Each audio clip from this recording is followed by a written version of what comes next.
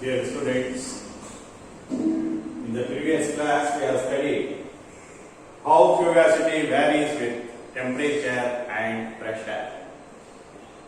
Today, the next topic we are going to study is the determination of fugacity in gas mixtures.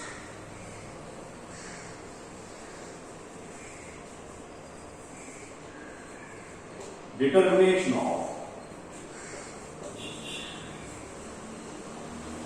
fugacity in gas mixtures.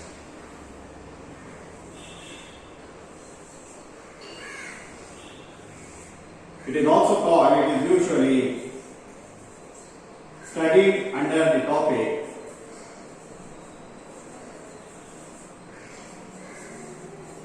Lewis Randall rule. Listen,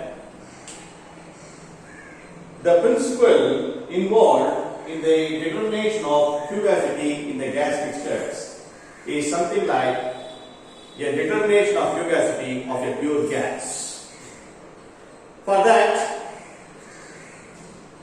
according to the equation, at constant temperature and composition, the fundamental equation we have studied just now, Rp d log Fi is equal to Vi dP or VdP.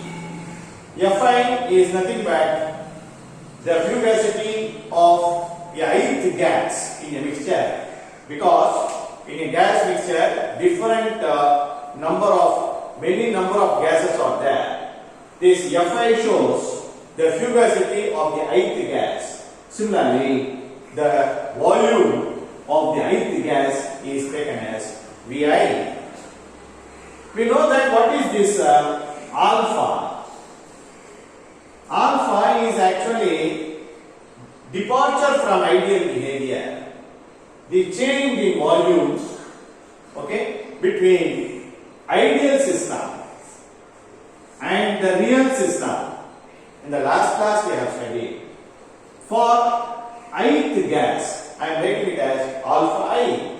Alpha I actually shows the change in volume between ideal and real gas. That we have already studied. This I can write it as RT by P, for ideal gas minus Vi. I is nothing but, I already told you, this is the volume of the ith gas. Now, I found that when P, capital P, is the total pressure of a gas. This is the total pressure of the gas. This is this RT by P. P is the total pressure of the gas.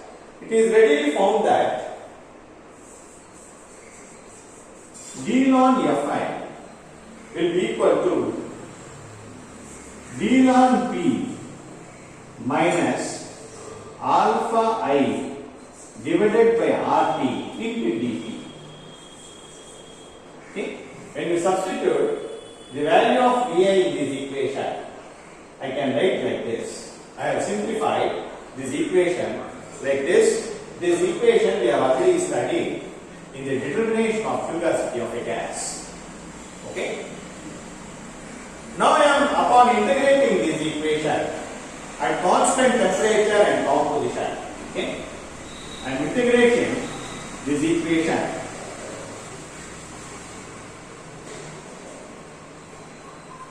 on integration at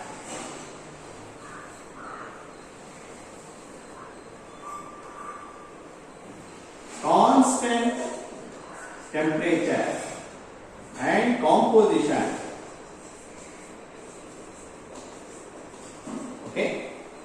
Between the limits of very low pressure, limits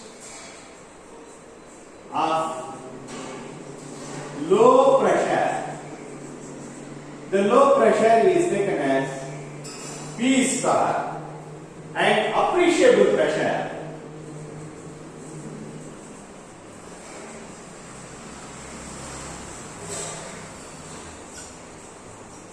P. P is the appreciable pressure. P star is the low pressure. Between these two limits, I am integrating this equation. Then I will get ln Fi by Fi star will be equal to ln P by P star minus 1 by RT. I am taking out, this is constant. Integrating from pressure limit P star to P. Okay, it will be alpha I dP.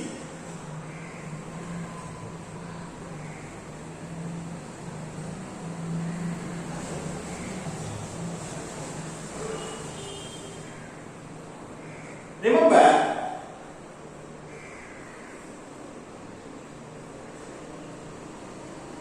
we know that the partial pressure Pi star is nothing but partial pressure of the ith gas.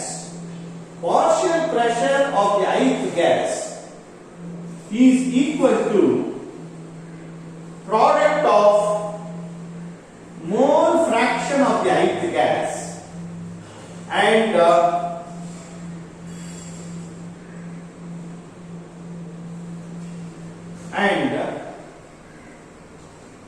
fraction of a gas at appreciable pressure.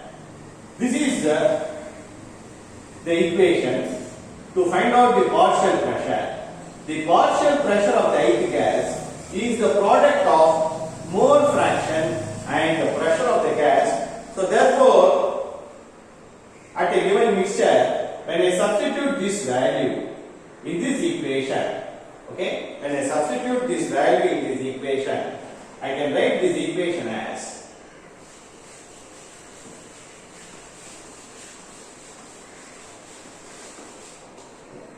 I am writing this equation as ln Fi by Fi naught, Fi star will be equal to ln Ni plus ln P divided by P star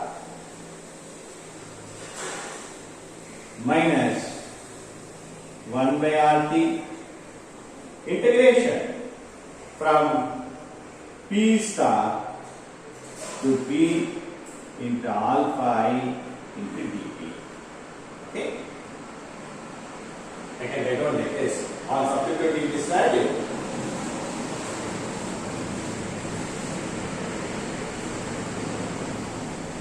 Now I can write this equation as ln Fi is equal to ln Ni plus ln P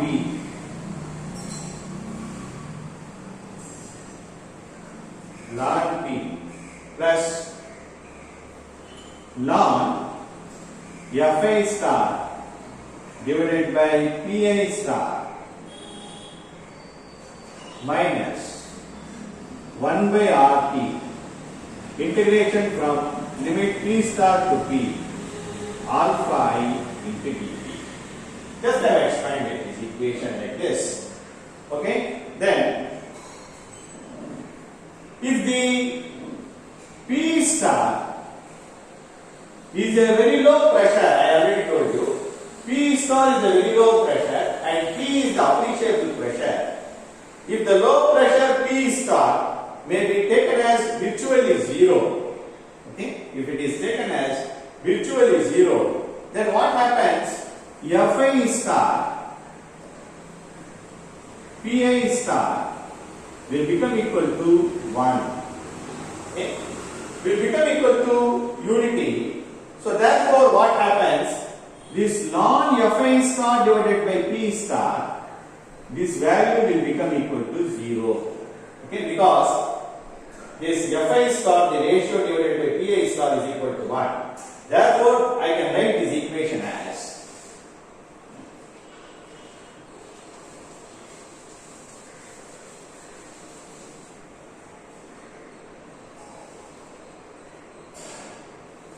ln Fi equal to ln Ni plus ln P. This is equal to 0. So therefore plus B minus 1 by RT integration from P star to P into alpha I into dP.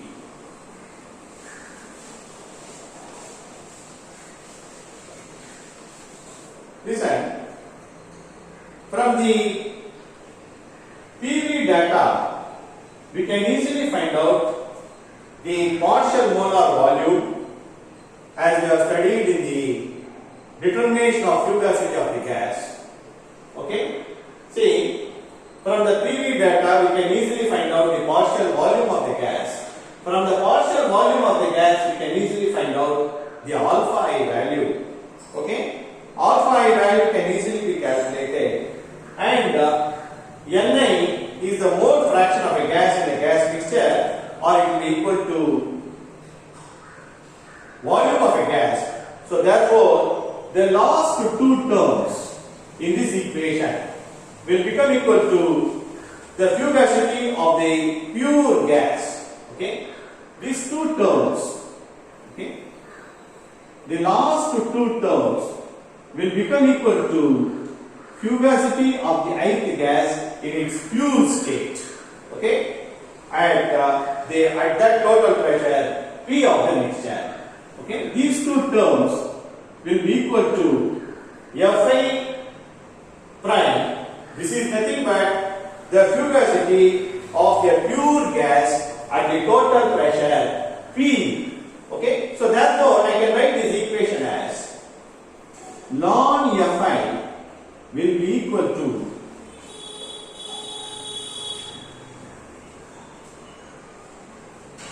ln Ni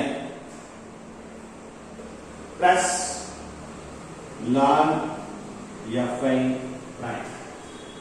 Okay, or I can write this equation as Fi is equal to Ni into Fi prime. When I take all of them, it will become product Ni into Fi prime.